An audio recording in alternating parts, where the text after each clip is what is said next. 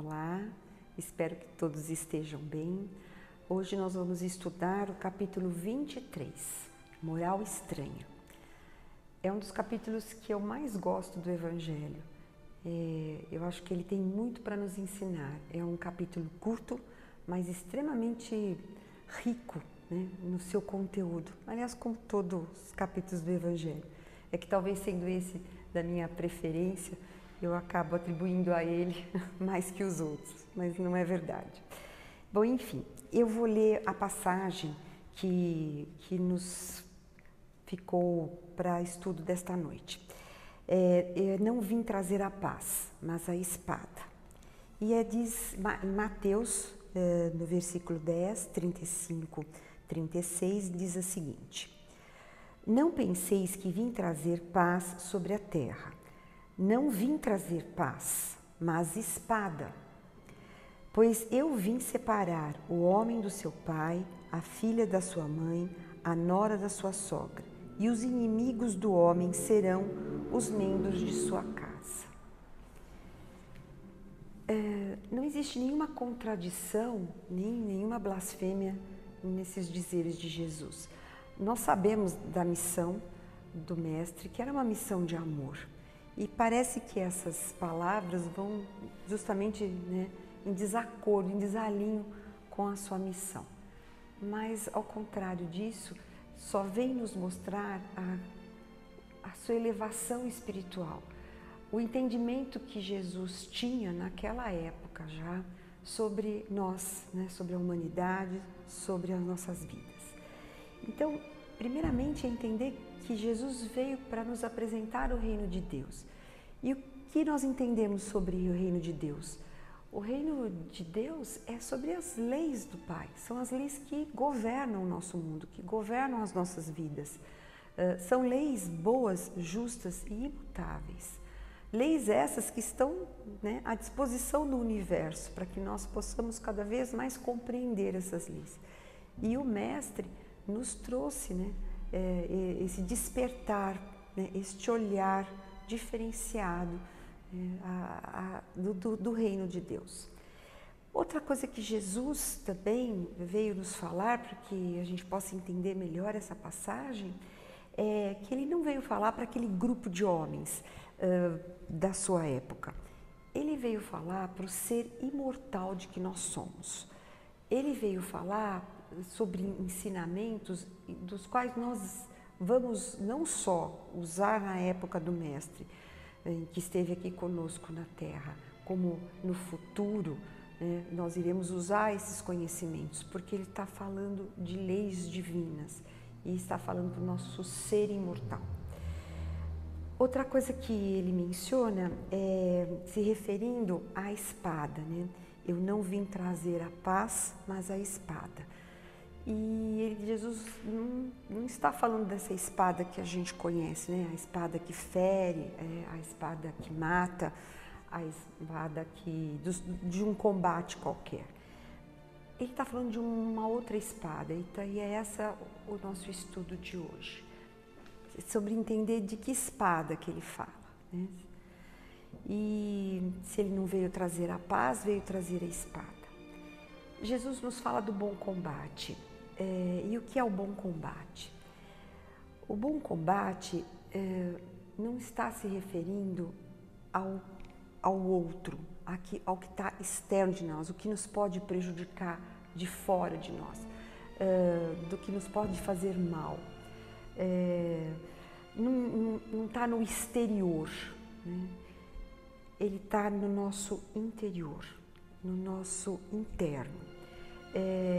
Emmanuel faz uma comparação muito bonita referente à espada e à cruz. Ele diz que o formato da cruz é o mesmo da espada.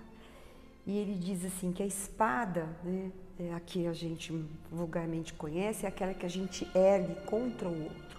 Mas a espada de Jesus, que Jesus se refere, é a espada que está enfincada como a cruz, enfincada no nosso ser, no nosso íntimo.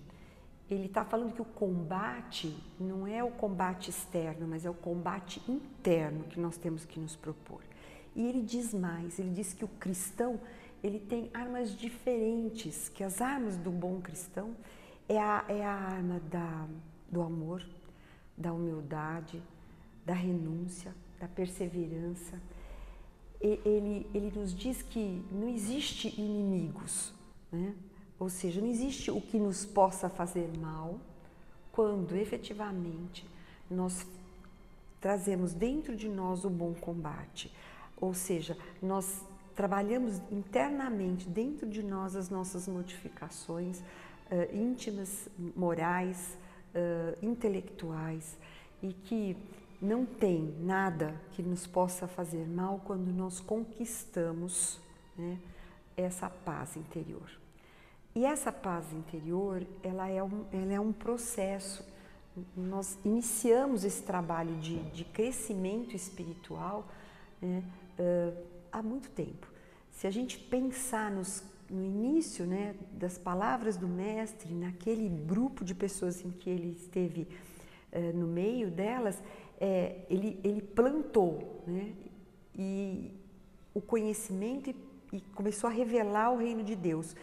E nesse momento, alguns ali já estavam prontos para que aquela semente recebida das palavras do Mestre encontrou dentro de si o fortalecimento necessário para que ela pudesse florir, para que ela pudesse crescer. E deu frutos naquela época. Outros já não só guardaram a semente. E aí a gente pode, né, se referir à parábola do semeador, que as sementes caíram em várias terras, mas Jesus não tem pressa.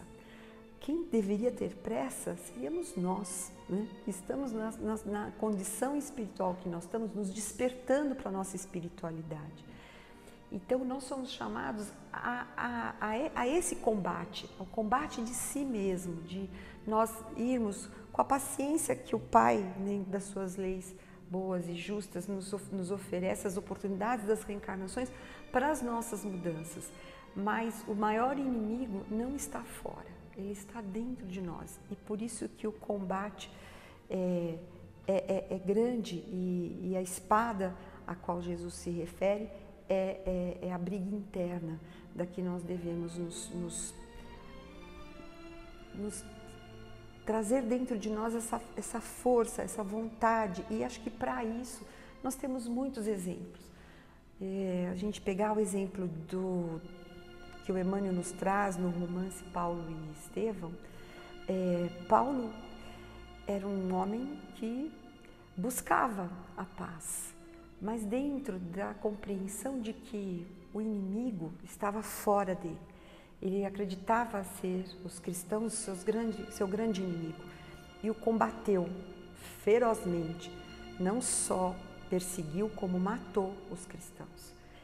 E foi nessa obra de Paulo e Estevão, quando Paulo está a caminho de Damasco, e eu recomendo a leitura deste livro, que é belíssimo, em que ele começa a refletir sobre a sua vida, porque ele era um homem culto, extremamente culto, conhecedor da lei, um homem de poder, de posição social, e que tinha muito dinheiro também.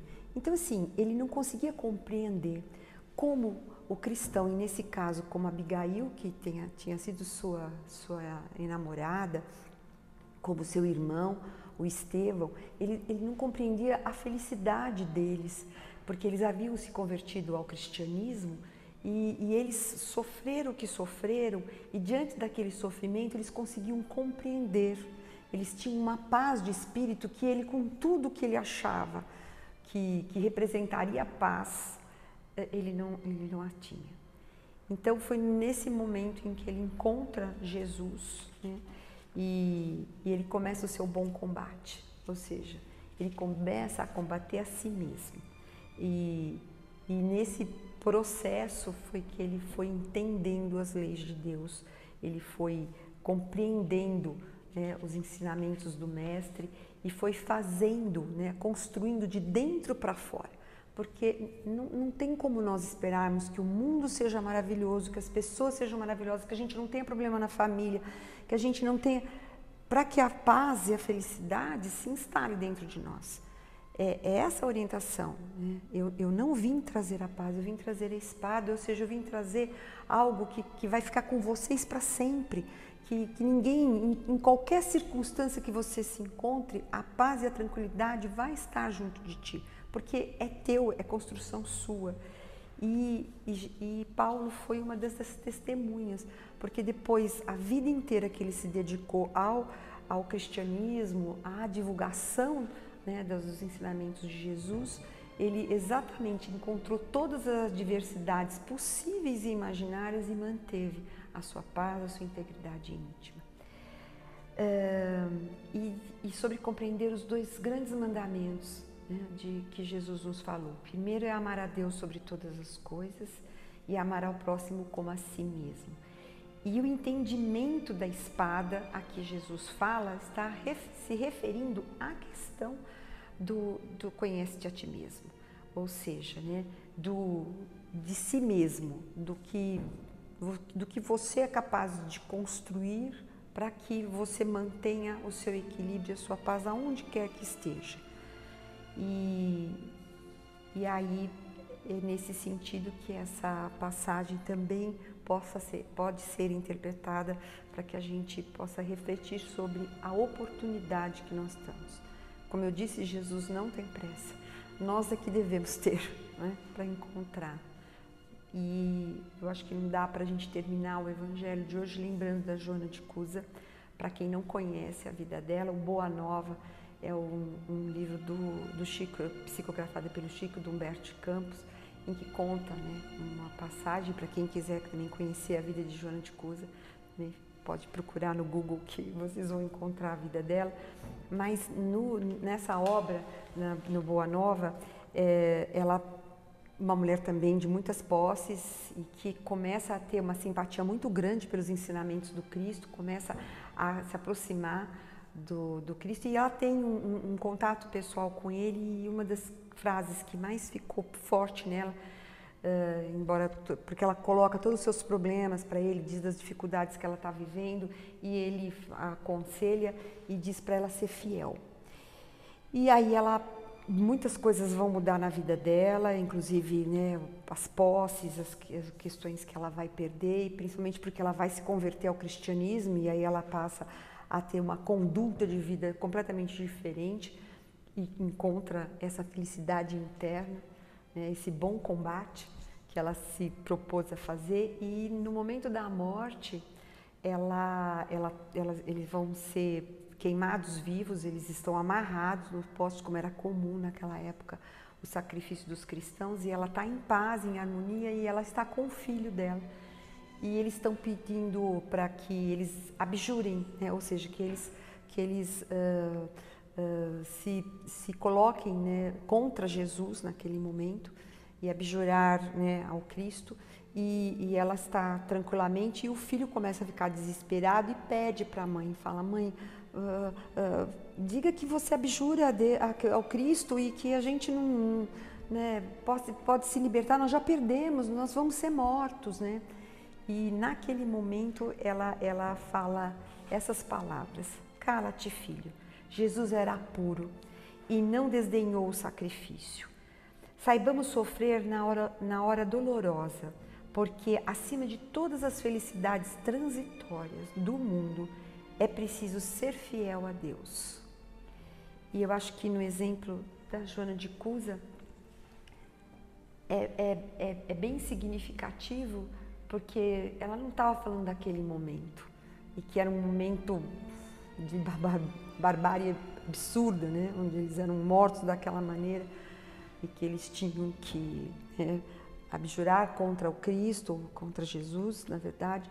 Mas ela se manteve fiel, porque a felicidade, a paz interna dela lhe dava essa tranquilidade. Aliás, a gente vê isso em toda, né, a literatura que nos conta sobre o sacrifício dos cristãos naquela época, porque, na verdade, eles tinham feito um bom combate, eles tinham essa paz interior a qual Jesus nos recomenda para que a gente trave com a gente mesmo.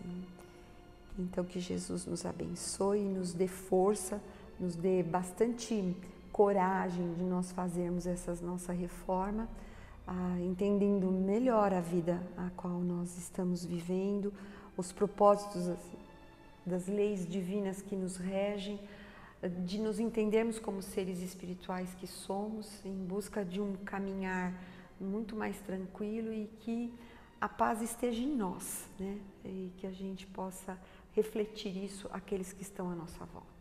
Que Jesus nos abençoe. Um abraço a todos.